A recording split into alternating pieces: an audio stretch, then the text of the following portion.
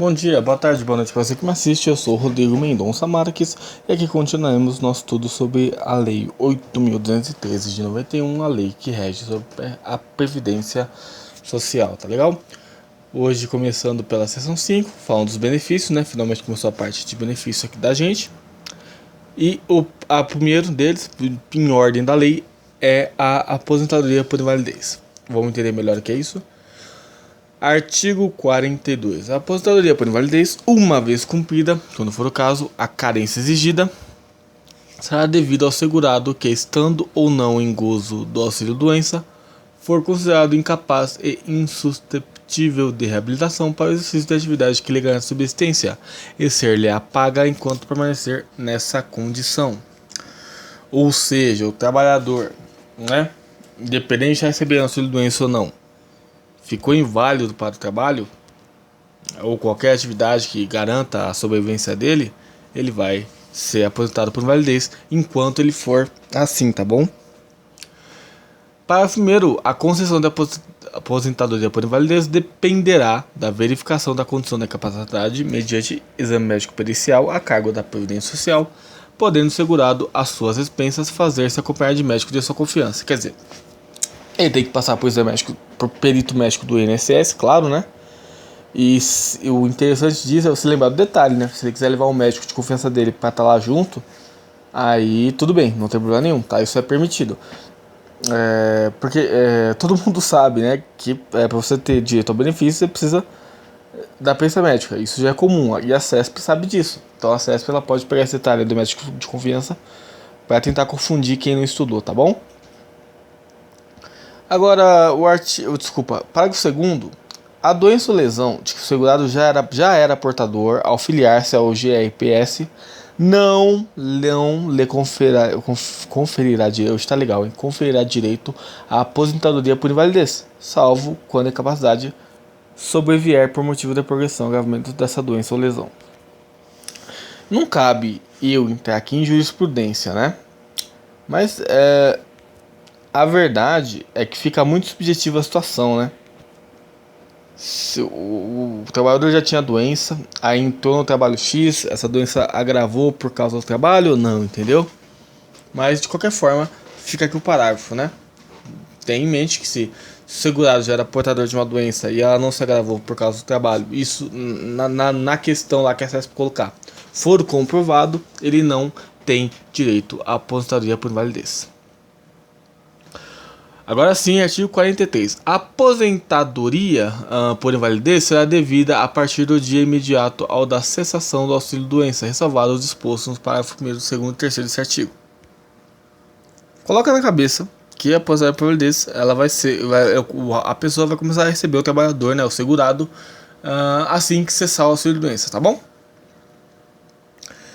Primeiro, note aqui. Concluindo a perícia médica inicial pela existência de incapacidade total definitiva para o trabalho, a aposentadoria por invalidez será devida, vamos lá, né? Na verdade é a linha única agora, né? Ao segurado empregado a contar do 16º dia, os famosos 15 dias, né, do INSS, de afastamento da atividade ou a partir da entrada de requerimento, se entre o afastamento e a entrada do requerimento decorrerem mais de 30 dias. Se não decorrer mais de 30 dias, vai ser imediato, né? Se decorrer mais de 30 dias entre o afastamento e a entrada do requerimento, vai valer a partir da entrada do requerimento, tá bom? E a linha B, ao segurado empregado doméstico, trabalhador avulso, contribuinte individual, especial facultativo, ou seja, os outros sem serem empregados, a contar da data do início da incapacidade ou da data da entrada do requerimento, se entre essas datas decorrerem mais de 30 dias. Ou seja, empregado, ele fica afastado por 15 dias, a empresa banca mais de 15 dias, é afastado pelo INSS ou aposentado pelo mesmo, dependendo do que a perícia falar, tá bom? Os outros não, aí vai da data da incapacidade ou do requerimento, tá bom? Parágrafo 2º está dizendo o seguinte: durante os primeiros 15 dias de afastamento da atividade por motivo de invalidez, caberá à empresa, acabei de falar, né, pagar ao segurado e empregado o salário normalmente, tá bom?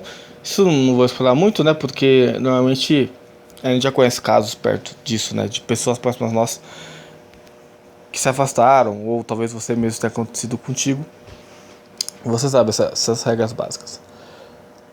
O artigo 44 propõe o seguinte: a aposentadoria por invalidez, inclusive a decorrente de acidente de trabalho, consistirá numa renda mensal correspondente a 100%, não é 91% igual ao nosso acidente, do salário de benefício, observado e exposto na seção 3, especialmente no artigo 33 dessa lei. Que é aquele artigo que diz que a renda, obviamente, não pode ser menor que o mínimo e não pode ser maior do que o teto, tá bom? Concluindo, bota na sua cabeça que o aposentado inválido recebe 100% do salário de benefício, tá bom? E não 91%, como era no auxílio acidente, nem 50%, 91% no auxílio doença e nem 50%, como é o auxílio de acidente, tá? Parágrafo segundo, quando o acidentado do trabalho estiver em gozo do auxílio-doença, o valor da aposentadoria por invalidez é igual ao do auxílio-doença se este, por força de reajustamento, for superior ao previsto nesse artigo. Porque o auxílio-doença você tem 91% do salário em carteira, né, que você recebe, referente à sua contribuição. Se esses 91% forem maiores do que os 100% do salário de benefício, que é aquele cálculo que a gente já falou, dos últimos 80%, dos últimos meses, blá blá blá. Se esse valor for menor do que o auxílio doença, do que ele já recebe, aí ele vai receber o valor equivalente ao auxílio doença, tá? Isso, obviamente, ele tem que receber o auxílio doença antes, né? Senão, não tem como. O artigo 45 quer dizer o seguinte: o valor da aposentadoria por invalidez do segurado que necessitar, que precisar da assistência permanente de outra pessoa será acrescido de 25%. Autoexplicativo, mas vamos aqui ao parágrafo único. O acréscimo de que está esse artigo, a linha A, será devido ainda que o valor da aposentadoria atinja o limite máximo legal. Então isso é importante, existe uma exceção nisso tudo, né? Esses 25% a mais que o segurado receber referente ao auxílio para ele poder pagar uma pessoa que fique com ele, né? Que cuide dele, ultrapassar o limite do teto estabelecido pela Seguridade Social, será devido da mesma forma.